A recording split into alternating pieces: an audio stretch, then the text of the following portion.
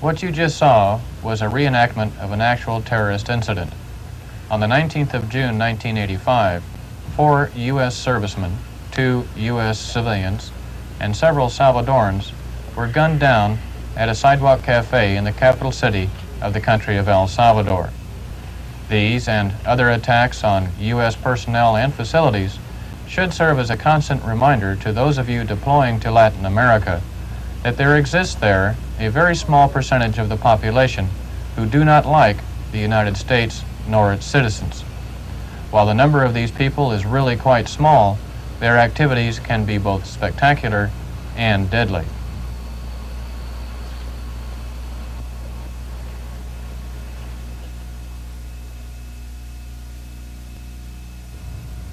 Hello, I'm Major Lloyd Mansfield of the Latin American Affairs Branch of the U.S. Air Force's Special Operations School at Hurlburt Field, Florida. The purpose of this video is to introduce you to some of the weapons available to Latin American terrorists so that you may observe their operation and effects, as well as to prepare yourselves to take protective measures should any of these weapons be directed at you. You'll see 2 primary classes of weapons today: firearms and chemical devices. And here to help me explain these to you are 2 members of our International Terrorism Branch of the Special Operations School. Captain Paul Kofer will discuss firearms, and Captain John Samples will discuss chemical devices. Please pay very close attention to what these gentlemen are going to be telling you. You're going to be quite surprised, I believe, at just how destructive simple weapons can be. What you learn here today may well save your life. Captain Kofer? When we think of terrorism, the first weapon that comes to mind is some type of machine gun. Well, machine guns have been used in many terrorist incidents. However, the pistol has historically been the weapon of choice amongst terrorists. More people have been killed by pistols than any other type of firearm. They're available worldwide in a variety of calibers ranging from .22 all the way up to .44 Magnum. Now, many people have underestimated the power of a .22 caliber pistol. In Latin America, .22s have been used for assassinations. To demonstrate the power of a .22 caliber, we're going to fire it at a range of 5 feet into a tomato, which will simulate the chest cavity of a human being. From the terrorist point of view, the advantages of small caliber weapons are that they're concealable, lightweight, quieter to use, and extra ammunition is easy to carry. The main disadvantage is that aim is critical. It's very easy to miss a vital area in the human body. Terrorists prefer their victims dead. Heavy calibers are harder to conceal, but the bullet placement is not as critical. To demonstrate this fact, a .44 Magnum will be fired into a watermelon at a range of 7 meters. Be sure to note the striking power.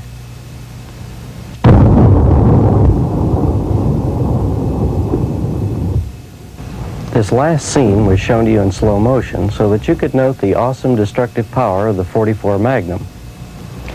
No matter what the caliber, direct fire is not necessary to kill you.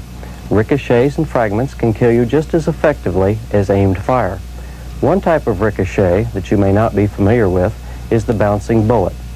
Bouncing bullets are hitting flat surfaces and not bouncing off at the same angles that billiard players might expect, such as these golf balls bouncing off the sidewalk. Instead, bullets strike the surface of the sidewalk, change trajectory, and parallel the surface a few inches above. This same phenomenon has been observed on vertical surfaces as well. To prove this, we have placed two silhouettes downrange. These will simulate persons peeking over a curb and around a corner during an exchange of gunfire. A 9mm pistol will be fired at each flat surface at varying distances. The weapon being used is the Beretta Model 92 SBF, which is the new U.S. military sidearm.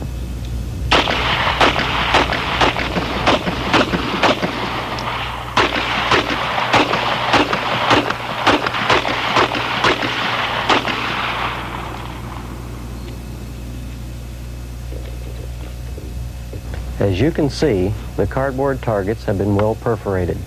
If you ever find yourself in the vicinity of a gunfight, don't let curiosity get the better of you. Get out of the area or stay covered. Another common weapon in use worldwide is the shotgun. Millions have been produced in many different styles, gauges, and calibers, and for different purposes. Ammunition is available worldwide, and it is easily reloaded with common hand tools. The striking power of many of the larger gauges of shotguns is quite deadly, and because the weapon fires multiple projectiles, the chances of hits are quite good. We will fire 4 rounds of 00 buckshot into a 55-gallon oil drum filled with colored water. Just imagine being on the receiving end of this.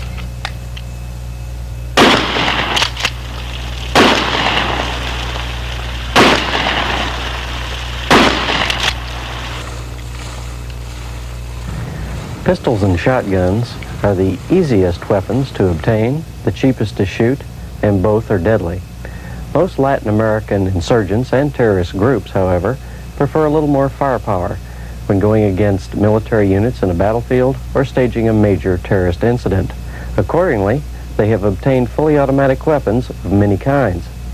We'll show you a few of the more common ones and explain some of their characteristics. We are not going to make you weapons experts. Rather, we want you to be familiar with these weapons in order to help you protect yourself. Before we begin demonstrating the weapons, let me explain some terms that I'll be using. As concerns describing the weapons themselves, the first term is fully automatic weapon. This shoots as long as the trigger is held rearward. The second term is semi-automatic weapon. This is sometimes called an automatic. However, the trigger must be pulled for each shot, such as the pistol used for the bouncing bullets demonstration. The third term is selective fire weapon. This shoots either full or semi-automatic.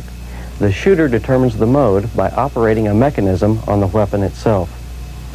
Another term is the cyclic rate of fire. It's a number of bullets that a weapon would shoot on full automatic in 1 minute.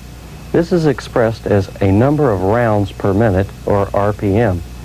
For example, a weapon that shoots 600 RPM will empty a 30-round magazine in 3 seconds. For demonstration purposes, all weapons capable of holding that many rounds have been loaded with 30 rounds so that you can compare their rates of fire. The weapons we'll demonstrate today fall into 3 main categories. The first, submachine guns, use pistol cartridges. The second, assault rifles, use rifle cartridges. And the third, squad support machine guns, use full-size rifle cartridges.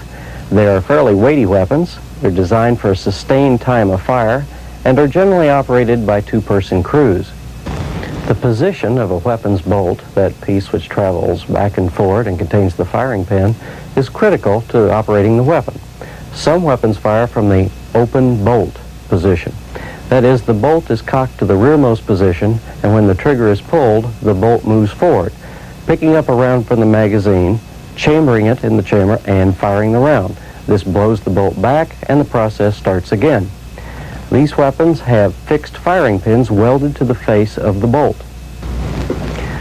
Open bolt weapons are generally cheaper to make and therefore more attractive to budget-minded insurgents and terrorists.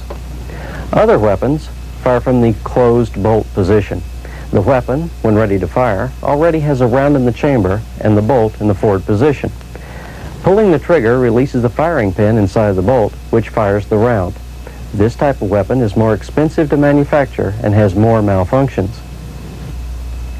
Fully automatic weapons have been around for a long time. Submachine guns were widely issued during World War II, and at the end of the war, there were literally millions of them available.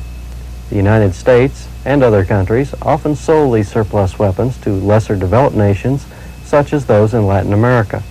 One of these was the M3 submachine gun, which, because of its shape, earned the nickname the grease gun. It was designed for tank crews, which explains its small size, and came in .45 caliber. Produced from simple metal stampings that were welded together, it was a very cheap weapon to make, costing only about $11 a copy. This made it very attractive as an export item. Millions were purchased by Latin American militaries, and many have now fallen into the hands of opposition groups through theft or capture. The design is so popular that the Argentine military is now producing the weapon in a 9mm size.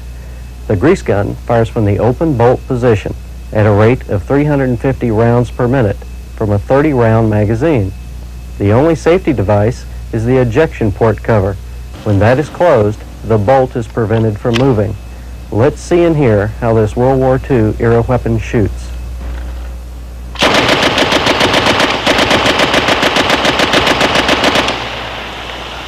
Most modern submachine guns use the 9mm pistol cartridge, which is less powerful but easier to control than a larger caliber such as the .45. One popular submachine gun is the Israeli-designed Uzi. Its magazine holds 32 rounds, which are loaded through the pistol grip. It fires from the open bolt position at a rate of 600 rounds per minute. It has 3 safeties, which are more than on the previous weapon, the grease gun.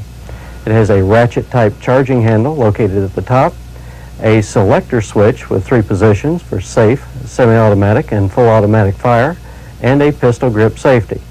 The pistol grip safety must be depressed before the bolt will operate or the weapon will fire. Let's have a look at the Israeli Uzi.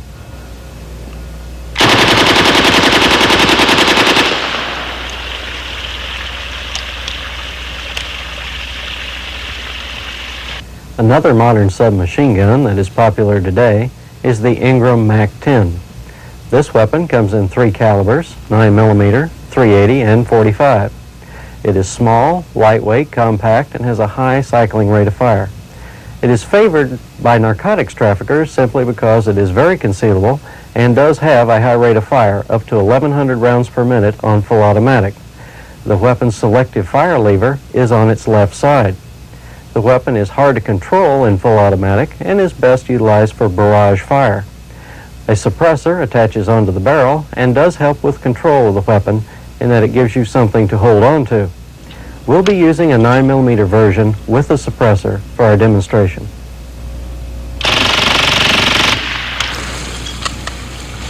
Between the submachine gun and assault rifle categories is the carbine. The United States produced millions of carbines in World War II and exported them worldwide. One popular variation is the M2. The M2 fires a .30 caliber medium-sized rifle cartridge and is a selective fire weapon. It fires from the closed bolt position at a rate of 700 rounds per minute.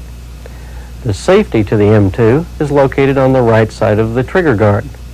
The selective fire lever is located on the upper left side of the receiver. Full forward is for full auto.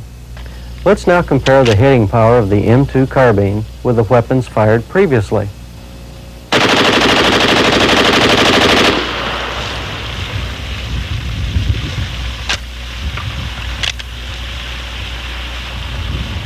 We'll now look at some assault rifles commonly found in the Latin American region. The first is the Israeli-built Galil. This weapon is in 5.56mm, which is the same round we use in our M16 rifles. The weapon fires at 650 rounds per minute from a 35 or 50 round box magazine. This is a closed bolt selective fire weapon.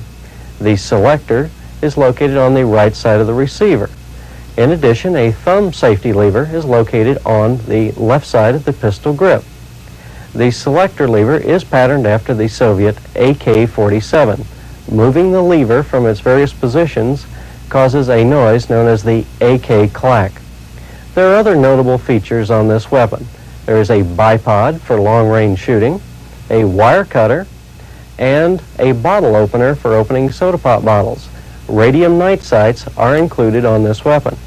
Let's now look at the shocking power of the 5.56 round and the aim and control difficulties encountered when we fire this weapon on full automatic.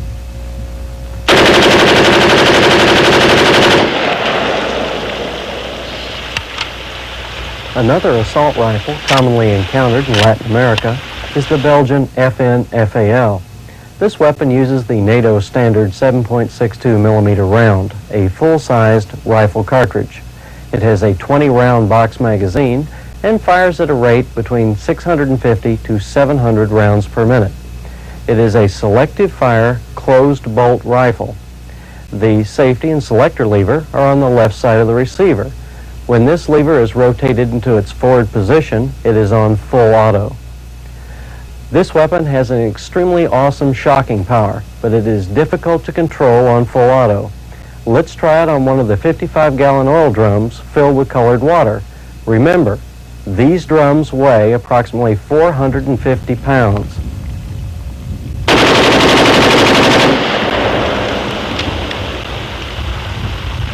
Most of you are familiar with the American M16 assault rifle. It fires a 5.56 millimeter round and utilizes a closed bolt. It has a 30-round detachable magazine, and the safety selector switch is on the left side of the receiver. The American M16 fires between 700 to 900 rounds per minute. Another weapon found all over Latin America is the Soviet-designed AK-47. This is the weapon of issue for the Cuban, Nicaraguan, and Peruvian militaries. It is also very common amongst the Latin American insurgent and terrorist groups. The AK-47 is a selective fire assault rifle. It utilizes the 7.62 by 39 millimeter round, which is smaller than the 7.62 NATO round. Fires at a rate of 600 rounds per minute and has a 30-round magazine. The selector lever is on the right side of the receiver. In its upward position, it is on safety. 1 click down in the full auto mode and 2 clicks down in semi-automatic. Many home and military facilities in Latin America are made from cinder blocks. Let's see if such a wall can protect you from the combined effects of the AK-47 and M16.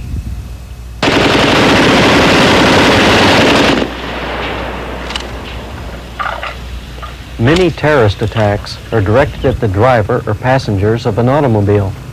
Many people feel secure inside a car or truck because of all the metal surrounding them. We have set up some silhouettes in the back seat of this automobile. Let's see how secure they are when facing the combined fire of several weapons.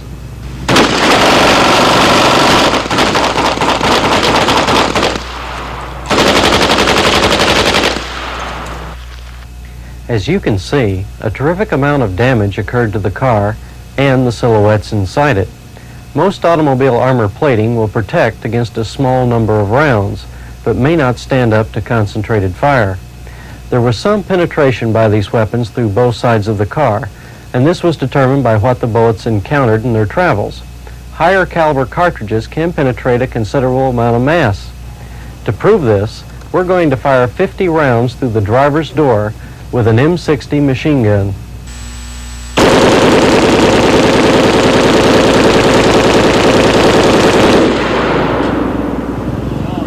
I think you'll agree that the M60 can be a very deadly weapon. The penetration you see is typical of the higher-powered full-size rifle cartridges. While we fired 50 rounds through this door, all it takes really is one well-placed shot to ruin your whole day. This has been a very brief introduction to firearms commonly found in Latin America. Hopefully, the only ones you'll ever see again will be in the hands of people who intend you no harm. Firearms are only a part of the terrorist arsenal. Here to explain some of the other weaponry available is Captain John Samples. Terrorists and insurgents often use firearms, but that requires they be close to the action, which can be dangerous. Sometimes it's better, from their point of view, to do some damage from a distance and not endanger themselves. In that case, they resort to chemical devices of one kind or another, and that is what I will be discussing with you. Chemical devices fall into two general categories, those that don't explode and those that do. Among the non-explosive varieties, we have devices that produce fire, noxious gases, or a combination of effects. Explosive chemical devices have been used for a long time, and you're probably not quite as familiar with their effects as you might think. I'd like to start with the non-explosive chemical devices and show you a representation of some of their properties. It's amazingly easy to improvise some types of incendiaries and gas generators. We saw a considerable amount of that activity right here in the United States back in the Vietnam protest era. Simple household products, when combined together, can produce some spectacular results. For our first demonstration, we've selected a few samples of everyday household chemicals, and we'll mix them to produce an incendiary device and another to generate chlorine gas, which, as you know, can be quite deadly. On the left, we're mixing brake fluid and Drano, and on the right is a disinfectant and pool chlorine. As you can see, the effects are delayed somewhat, but once the chemical reaction gets going, the effect is well pronounced. This is one reason you should be careful to follow directions on home care or cleaning products. You could inadvertently create a firebomb in your own home by mixing the wrong ingredients. An incendiary device can cause a lot of havoc, whether it's employed against people, vehicles, or facilities. One of the easiest and cheapest of incendiaries is the Molotov cocktail, which is nothing more than gasoline in a bottle with some sort of ignition source.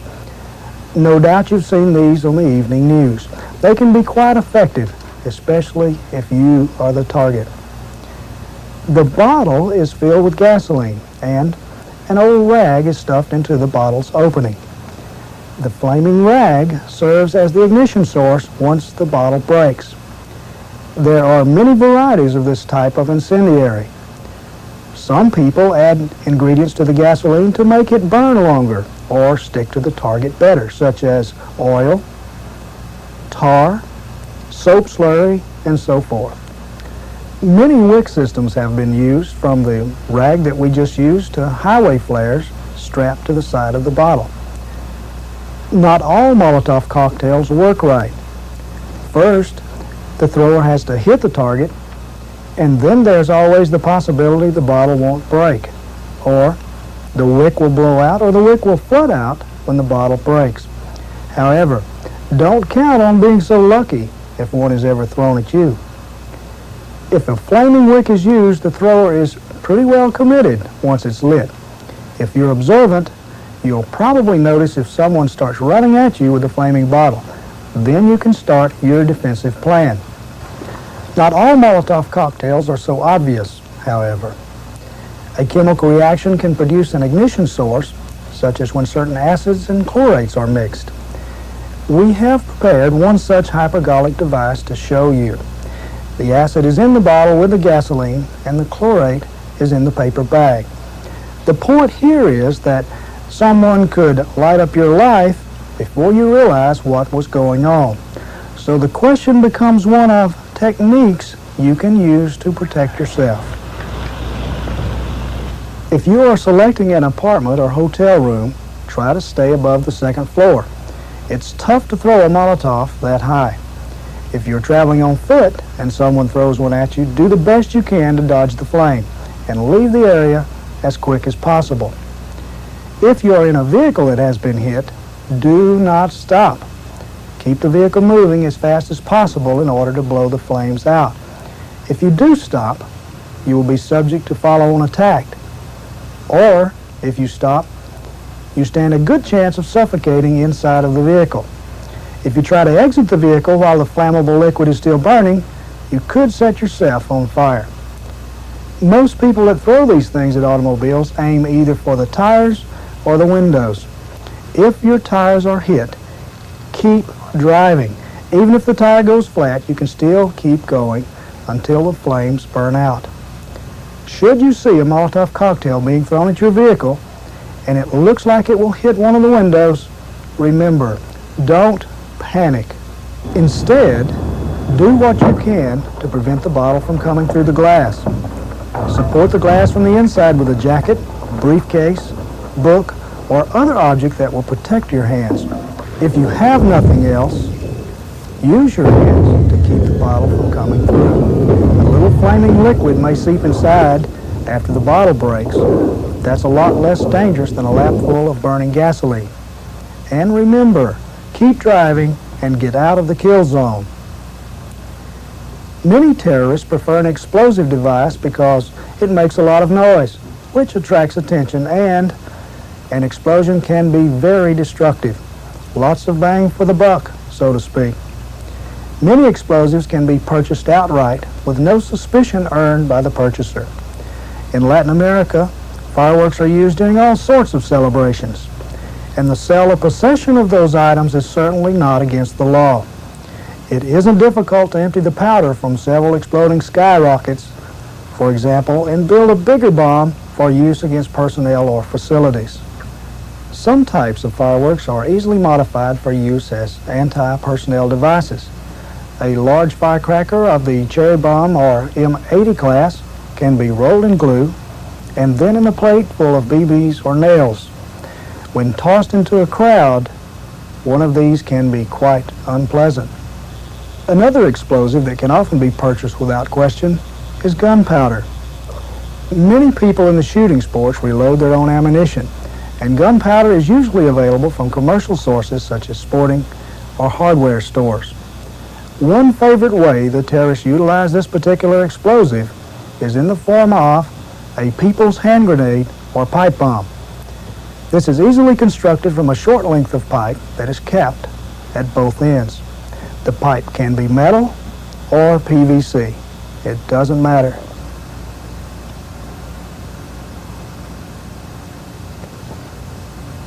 The powder is ignited with a fuse or blasting cap.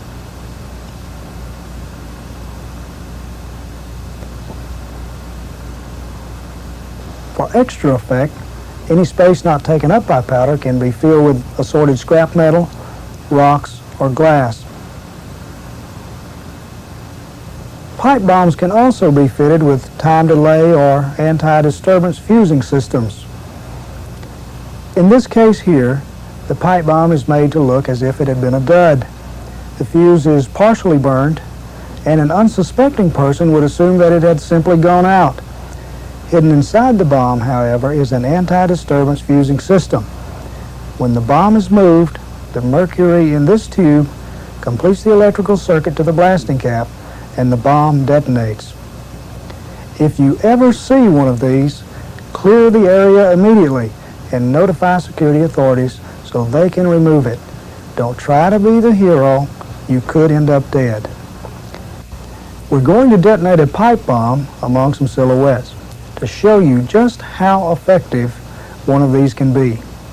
The bomb is made up of just 6 ounces of shotgun powder and roofing nails.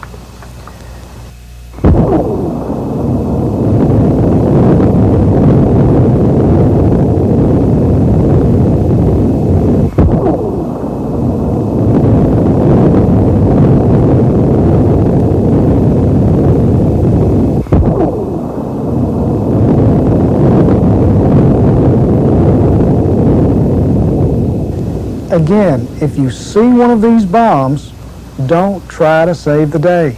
Call authorities and let them earn their hazardous duty pay. Many sophisticated explosives have been invented to do a variety of legitimate activities. These high order of explosives can, and do, fall into the wrong hands, however, greatly expanding the terrorist capabilities. Another type of high-order explosive that is prevalent in Latin America is Composition 4, or C4. It's a putty-like substance that is extremely stable and can be molded into shapes, colored, or painted, and is easily hidden in just about any location. It's an extremely powerful explosive, so a little bit can do a lot of damage.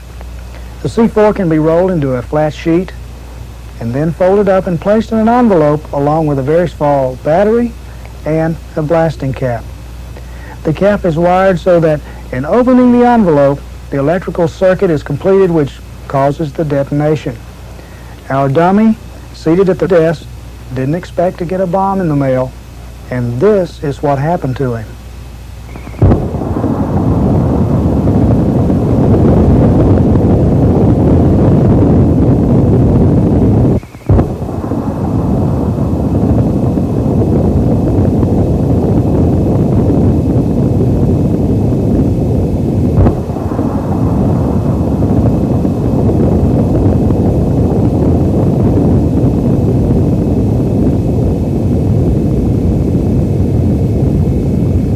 If 1 ounce of C4 can do all that, imagine the destruction you could wrap up in a 5-pound box.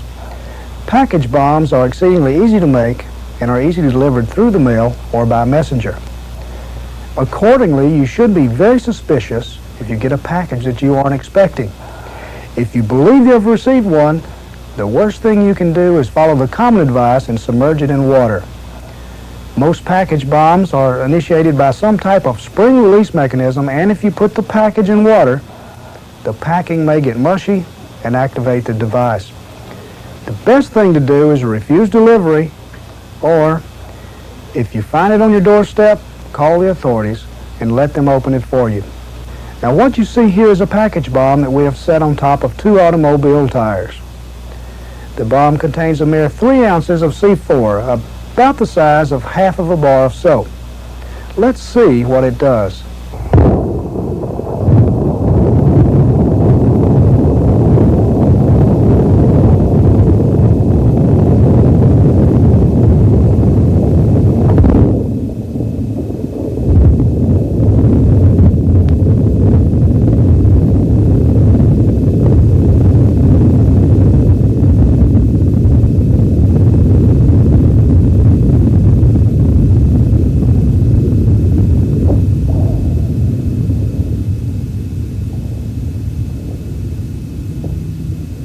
Now we're going to show you a favorite terrorist method of assassinating someone who has a predictable routine, such as driving to work at the same time every day. A simple soap dish device can contain about 4 ounces of C4, a battery, a blasting cap, and a timing device that will close the electrical circuit at about the halfway point in the targeted individual's usual trip to the office. When was the last time you looked at the underside of your car? Our target gets in the car at the usual time and starts driving to work. And this is what happens.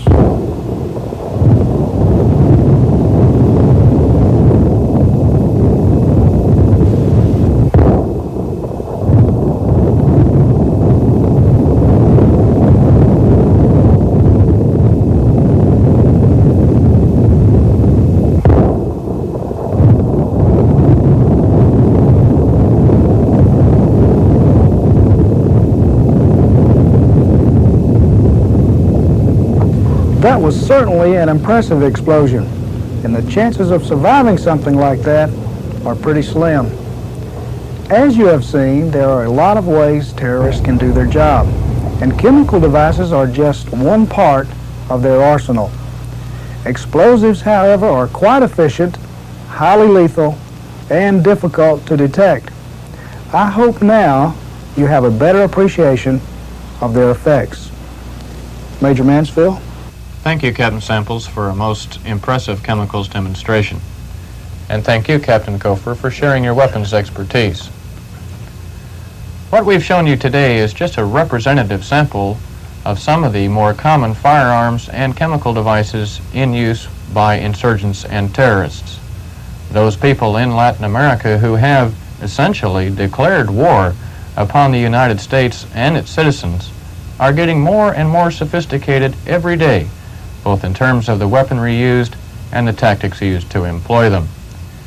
Your primary interest now should be in learning how not to be a target, and the information that you learn in this course will determine how successful you are.